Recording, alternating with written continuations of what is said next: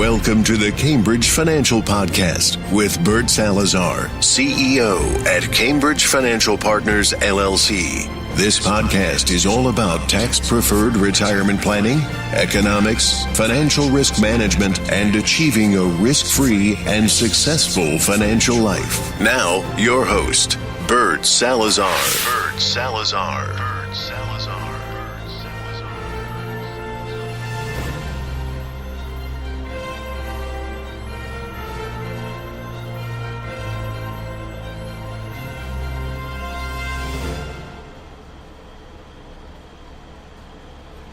Good day, everyone, and thank you for joining us once again for another Cambridge Financial Podcast.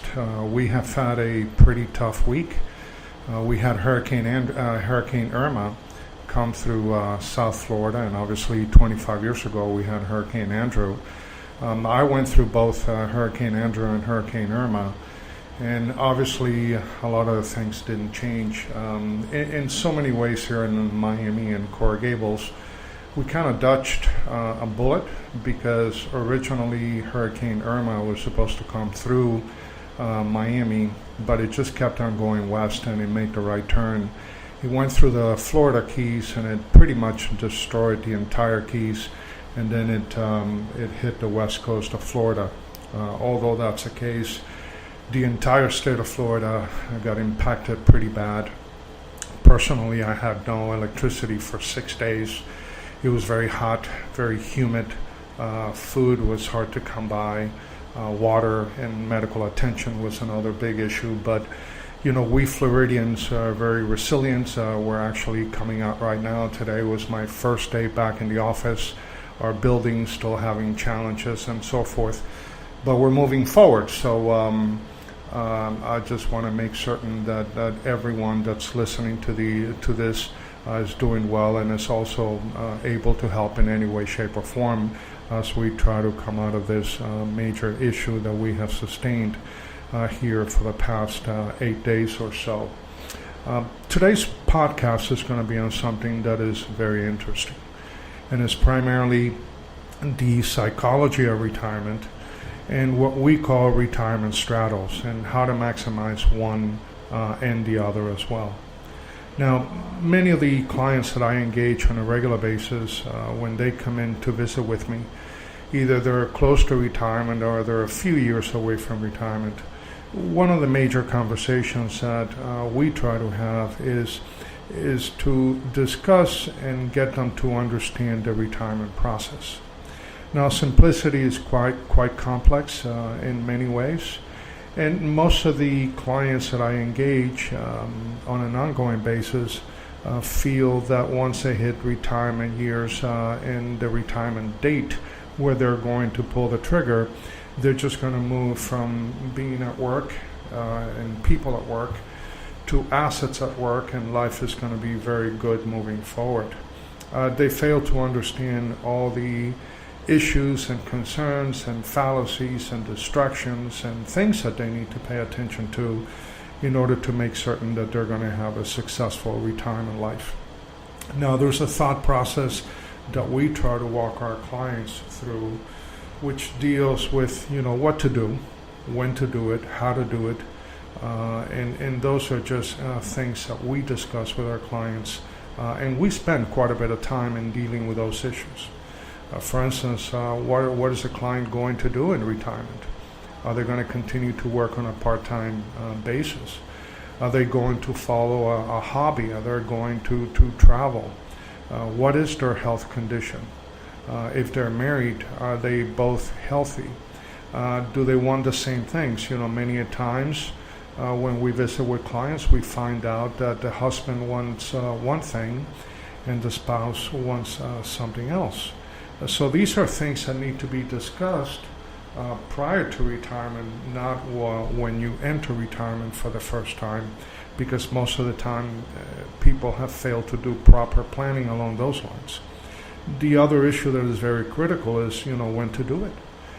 When I visit with clients that are thinking about retiring in 10 years, if you ask them for a particular date, they'll say to me, Bert, when I turn 65 on my birthday, I'm going to be retiring. Now, when I ask the same question, 5 years to retirement, things are starting to look a little bit more nebulous. Yes, Bert, I think we're still in line for retirement at 65. We may, depending on conditions. So all of a sudden, as you get closer and closer to pulling that trigger, things become more nebulous. People become more concerned. There's more fear, especially when you're dealing with retirement dollars and goals, needs, and objectives. So those are the things that we have to watch for. And then obviously when you're less than a year away from retirement, then things become very vertically oriented, and we start to pay attention to how retirement life is going to look like, and whether that is what they thought it would be in the previous 10 years or 5 years. And then one of the last things that we talk about is how to do it. Now, I could spend an entire podcast just dealing with what to do, when to do it, and how to do it. So we're not going to spend the time doing today, but I'm just bringing those issues to the table so you can get a feel for things that you need to discuss and things that need to be taken into consideration when you're moving in that direction. The how to do it, that's a big issue, because I have clients of mine that want to sell their property here in South Florida and they want to move up north. I have other clients that I have already retired and they have moved abroad, somewhere in Latin America, or some to Europe or other countries throughout the world, where they feel that they're going to be able to maximize their retirement dollars from a business standpoint. So at the end of the day, as I said early on, simplicity is quite complex. When it comes to retirement distribution planning, having a clear understanding and message of what it is that the clients want to do, when to do it, and how to do it, it's going to be primarily the most important issue, besides all the other numbers and all the other calculations, which are critically important as well. Now, another consideration that we have to take into effect is the issue or the impact of eroding factors on retirement assets. And here at Cambridge, we have identified 10 major eroding factors from an economics perspective that we try to address every time we engage our clients in the economic planning process. Taxes, inflation, planned obsolescence, which is primarily wear and tear, interest rate declines, stock market declines, opportunity costs, lawsuits, financial expenses, loans, interest rate charges, and technological changes play a major role in determining whether a given client or a given family is going to be successful in retirement. Now, again, in this podcast, we don't have the time to go deep into each and every one of these areas, but I will talk a little bit about taxes and inflation, which are the biggest issues that Americans are going to have to deal with in retirement. Now, most of us that grew up in this business, and I have been in this industry now 28 years, we were taught the traditional financial planning process. And although I covered this in another podcast, the traditional planning process has been inept and ill-efficient for many, many years. And the reasons are many, because at the end of the day, they use retirement calculations which are very simplistic in nature. Most of the calculations that are being done by gurus out there in the marketplace only take into consideration interest-only retirement assumptions. And those are failing badly because the majority of Americans, especially middle-class Americans, cannot afford just to live off the interest that their investments are making, especially when you get into retirement years. You don't want to have as much risk. You want to have more guarantees. So if you try to purchase a CD or a muni bond in today's environment, the interest rate or the distribution rate is very, very low compared to what the same family or the same client could have received 10, 15 years ago. Another major issue deals with the preponderance to consume calculations. We have clients that are spenders, and the more you spend, the higher the distribution rate you need to obtain in order to be able to mitigate those issues in retirement.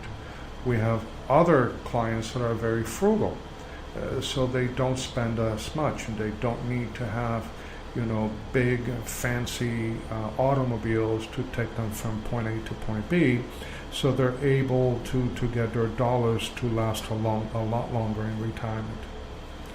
Another major issue, which I did an entire podcast on, is the average versus the actual rates of returns.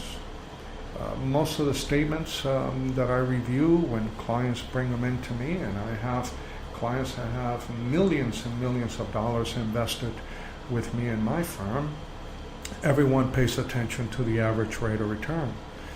But we must understand that the public and the vast majority of people live on the average, but the individual investors live on the actual returns. Now, mutual fund companies and investment firms, they do a good job in promoting the average returns, but the difference between average returns and actual returns could be anywhere from between 30 and 50% on an annual basis. So we do a lot of calculations to make certain that we take into consideration the actual returns that our clients are receiving, and how can we smooth those returns through certain distribution investment calculations and retirement straddles that would allow our clients to have a lot more leverage in retirement. Another major issue is that because Americans, for the most part, are spenders, lack of savings due to rates of returns calculations or contribution calculations have forced Americans to try to live off interest only, because otherwise they would run out of money before they run out of life. And that's a major, major problem, and perhaps the biggest problem that we foresee happening in the future. Now, I do a lot of reading, and I like to, take a lot of the information that I gather from other types of businesses and careers and find ways of how to apply it to a financial services practice and what we do for our clients. Not too long ago, I was reading some articles on mountain climbing, and there are some very interesting articles that I looked at that kind of gave me a different view that I could use as an analogy for many of my clients. For instance, if you happen to be a mountain climber, the big question is, well, what is the ultimate goal of all mountain climbers? And when I ask this question to many of my clients and friends as I engage them on economic discussions, the answer is always the same. The ultimate goal of a mountain climber is to make it to the top of the mountain. And many of them feel that that's the ultimate goal for these climbers. On the other hand, I feel totally different about that. The ultimate goal is not to get to the top of the mountain, but is to get to the top of the mountain and then make it down the mountain safely and making it back to your families and your loved ones. Why do I say that? Well, I did a study on two major mountains in the world, and one is called K2, and the other one is Mount Everest. Now, most of us on this podcast have heard of Mount Everest, but not too many people have heard of K2. As a matter of fact, based on the research I've done, K2 is just as difficult, if not more difficult, than climbing Mount Everest. Now, for those of you that may not know this, K2 is an enormous mountain